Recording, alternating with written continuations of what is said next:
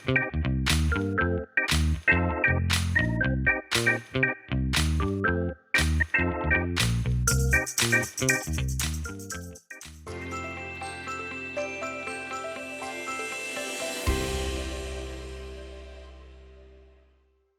show na ito ay para sa mga chismosa. Ang opinion ng mga host ay hindi sumasalamin sa pananaw ng programa at TV network. Huy, Mare! Ano latest? Hello mga kamarites! We're back again dito sa All TV para maghatid ng mga kwentong showbiz. Ako po ang inyong Dean Junardo. Brad Ganon! Ako naman siyempre ang inyong Mega Marites Lecturer, Mr. Fu! I'm your one and only Marites PhD, Rose Garcia! At ako naman po ang inyong unbearable Professor Albert Nabus. Walang tigil ang mga kaganapan sa showbiz. Gaya na lang, uy, si Bubbles. Ay! Nategi na. Si Bubbles! Sino yun? Anyway, Hindi ako na-inform. ay talaga? Oh, dahil Ngayon mai-inform ka. correct. Oh, pag-usapan natin yan dito sa ating Isang Linggong Chismis!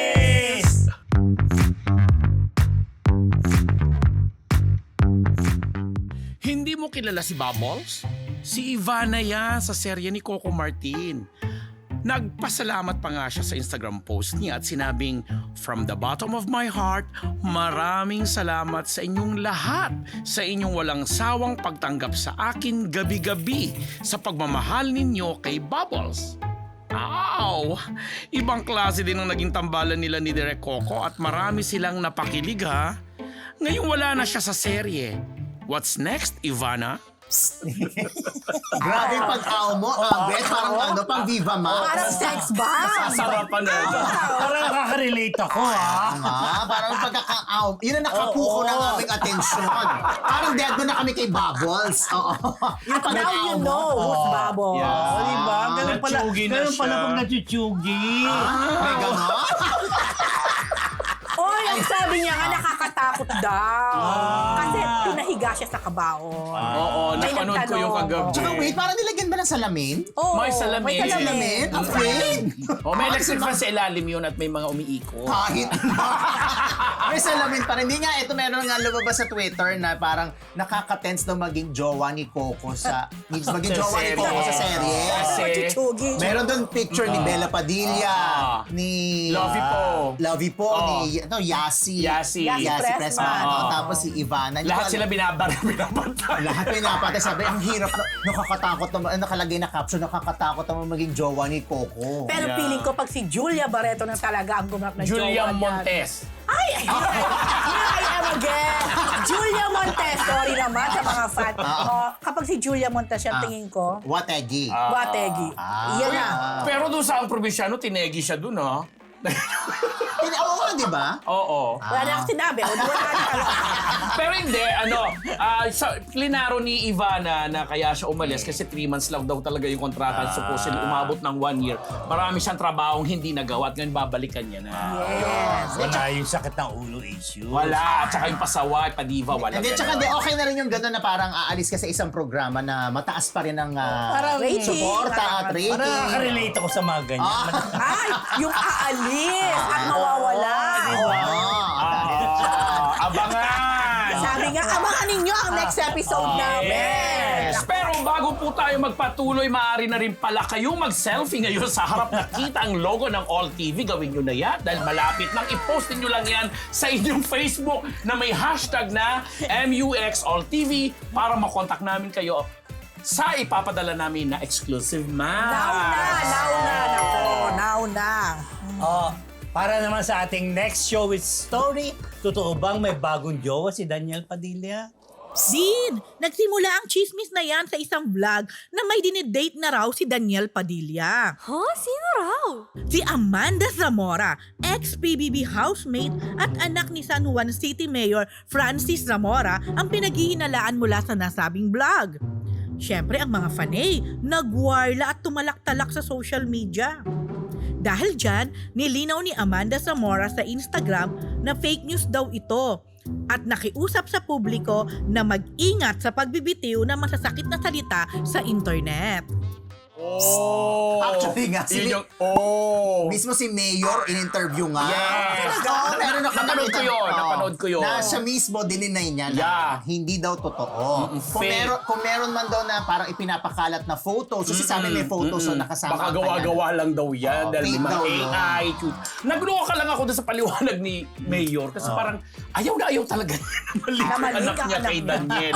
Grabe naman. Sabi niya, imposible po talaga. Kahit po may mga sighting na nagmomoling sila, ganyan. Imposible talaga, hindi talaga yan mangyari. Hindi, parang Parang naman imposible. Ayun na- Babae ang anak niya. yeah. Si Daniel ay single na ngayon. Yes. Kaya, oh, At gwapo naman si Daniel. yes. Hindi, kaya ngayon parang sabi ni Abel, parang dating, parang Parang dirindiri ba? Hindi, parang illegal na, na relasyon na magaganap.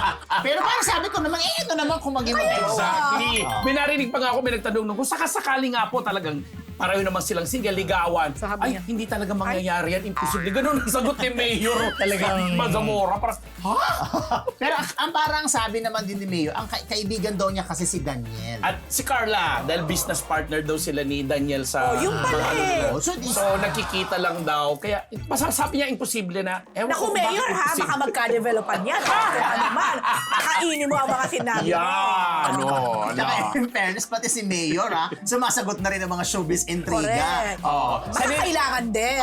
Sabi naman niya, sanay naman daw siya sa intriga ever since. Kanya, kaya sinasabi niya, imposible lang daw talaga na ako nahihiwagaan ba niya sinasabi Oo nga. imposible. Not unless, Oo.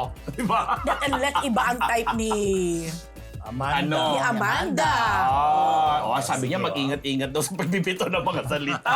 Kaya, let's see. not unless nga may iba siyang type o alam niyang may iba ng ano. Yes. Yan na.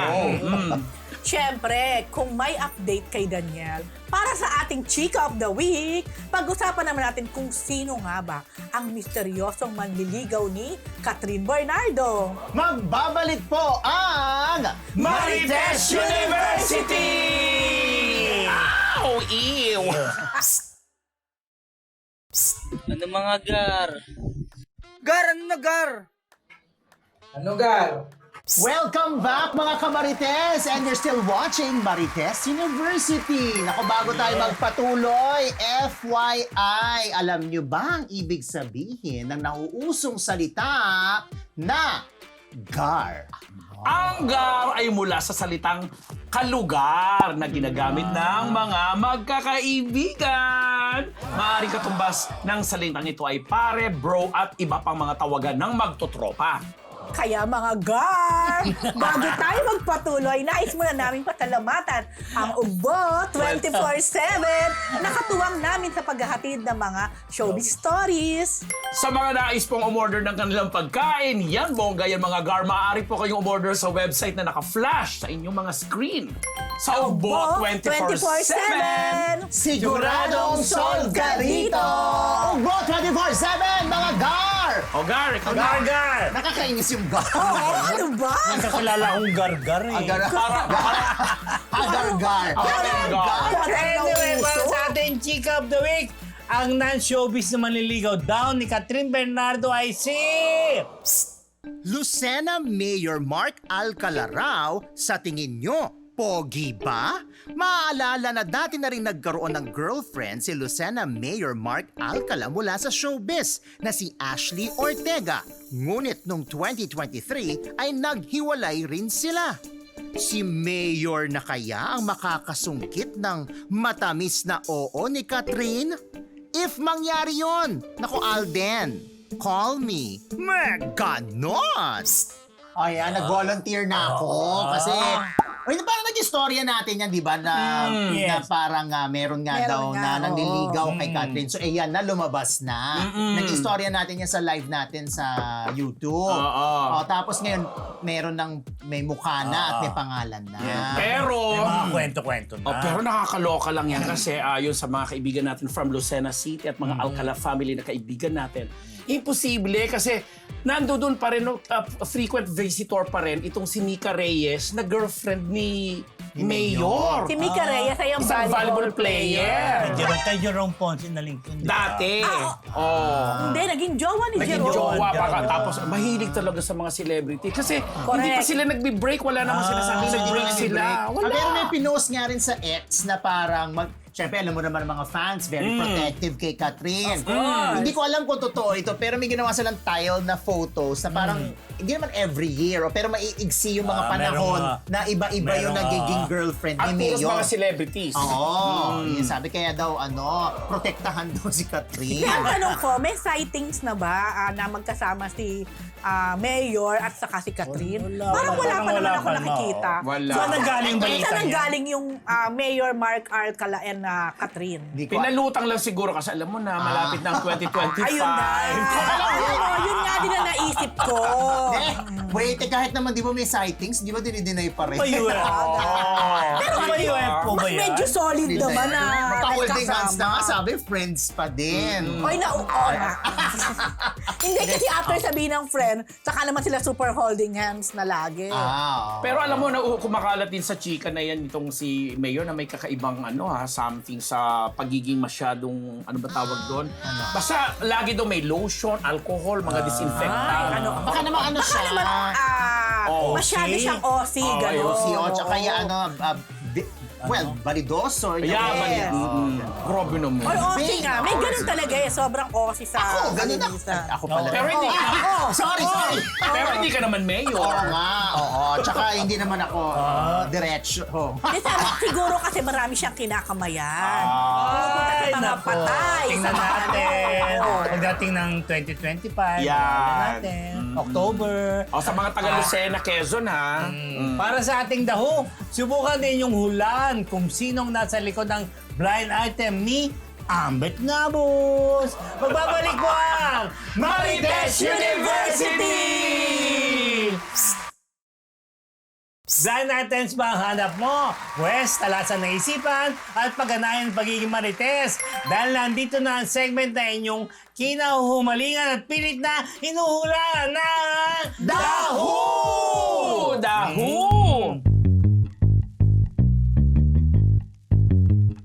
Nako, eto na. Hashtag Beauting Borara. Nakakaloka to. Kasi talagang sa isang show, sa isang production, talagang sinita-sita itong isang beauty na di umano nga may Beauty queen? Sige na nga, beauty queen na kasama sa isang show. Kaya ako pabiblind tayo, alam na nila lahat yan. Kaya mamili na lang sila doon. wala namang Na beauty queen sa dyan. paggagamit pala ng CR. Kasi sa mga babae kasi pag nagmamadali ka, di ba minsan, pag Tapon-tapon na lang. uupo ka doon sa trono mo, di ba nilalagay ng mga tissue, ganyan-ganyan. Eh siguro sa pagmamadali niya, hindi niya natatanggal, hindi niya na nailalagay sa dapat na paglagyan. Itong kanyang kasama at parang bossing-bossing doon, lahat siya na lalaki, siya na babae pinapasok. Hanggang nakikita niya, nakasin ang ano dito, ganyan. Ay kung on air niya, nagagawa niyang sermonan yung mga ganun, di ba? How much more pag nasa likod. So, Ay, maralam ko na. mabuti, umamin yung beauty queen. Close Sabi niya, ko na. ay sir, ako po yan, huling gumamit po yan, ganyan. Ikaw talaga natuloy niyang ka-beauty queen, parang burara ka, beauty burara ka. Hindi ka marunong magtapon ng ganito kasi masyado nga sa pagka-OC naman din itong bossing na ito na Slash hole. Oo. Nabigyan ba ng lang. jacket yung beauty queen na yan? Ay, hindi ko